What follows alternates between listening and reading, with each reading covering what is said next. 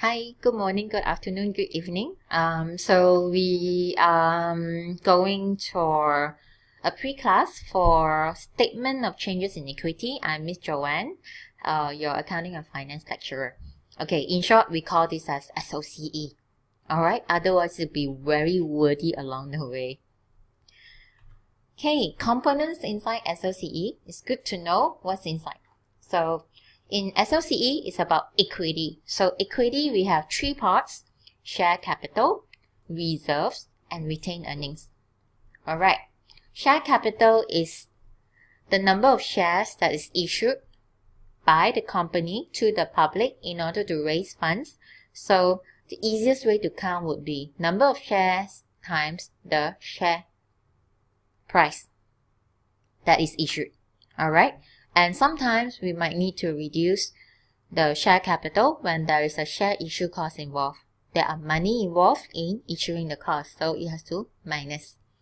Okay, when it comes to reserves, we have two reserves here. One is general reserve, one is asset revaluation reserve. Okay, asset revaluation reserve is very clear cut. It's to do with revaluation of our non-current assets. So when non-current assets is being revalued upwards, alright, what happened would be non-current asset would increase on the debit, and asset revaluation reserve, because it's under equity, which is a credit balance, so the positive sign is on the credit, so it will be credit asset revaluation reserve. Alright, clear? So asset revaluation reserve can increase or decrease depending on the revaluation of our non-current assets. When non-current assets are revalued upwards, asset revaluation reserve will increase. When non-current asset is revalued downwards, ARR in short, asset revaluation reserve will decrease. Alright? When it comes to general reserve, it could be because a company wants to reserve some of the profit not to be distributed to shareholders for future project, future expansion, future planning. Alright, so what they do is, if you see this arrow, what do they do here is, they take out some of the retained earnings, or another word, retained earnings and retained profit is the same. Okay, profit that is earned by the company, rather than remain here, will be transferred to the reserve. Most of the time will be general reserve. Or sometimes we transfer the reserve back to retained earnings. Why? Because maybe we want to reward some of our shareholders. Put it back to retained earnings so that shareholders can have a distribution of dividends to them to reward them for staying with the company. Alright, so let's go further. What are the components inside each of these items in the equity? Alright. Statement of changes in equity notes. What are the components inside equity? We know already. Equity have share capital, reserves. Reserve got 2, ARR and GR, and we have retained earnings. So what makes this item increase or decrease is we look at each and single item. When there's the issuance of ordinary share, share capital increase.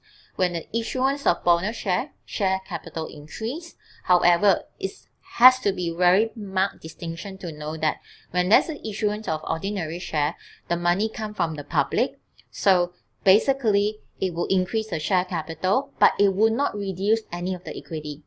However, in comparison to issuance of bonus share, which is a kind of share dividend, where the company decided to issue more shares to existing shareholder using the reserve.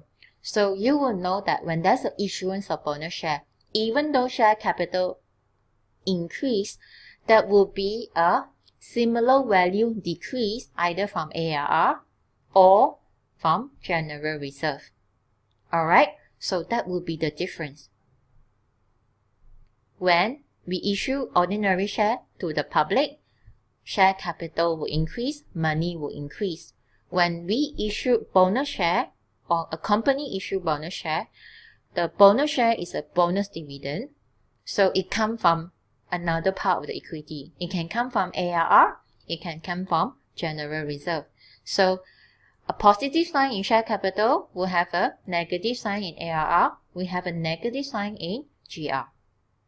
Okay, so when there is cost involved with the share capital issuance, for example, printing of prospectus, brokerage fee, underwriting costs, alright, all those will reduce the amount of funds we actually manage to collect from the public. That's why it is reduced.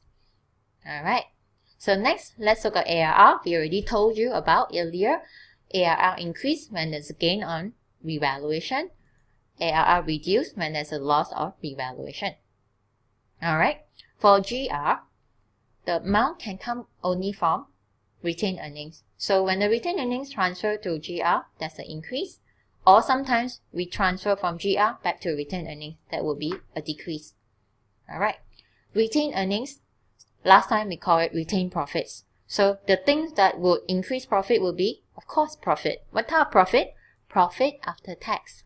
Or in short, we call it PAT. Okay, so profit after tax will increase retained earnings.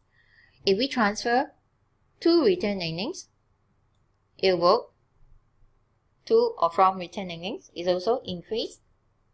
Sorry. Okay. Oops.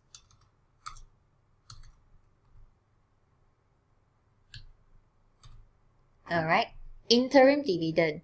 Interim dividend are distribution of profit to shareholders. So it will reduce from our profit. Either it's interim or final dividend will reduce our SOCE. And again, if issuance of bonus share can come from retained earnings, it will reduce. Alright. So that is the few items that can actually have an impact towards our equity. So that's all for now. The next thing I'm going to show you is the format of our statement of changes in equity, as well as the format of the tabular format, as well as the vertical format. Alright, so I see you next.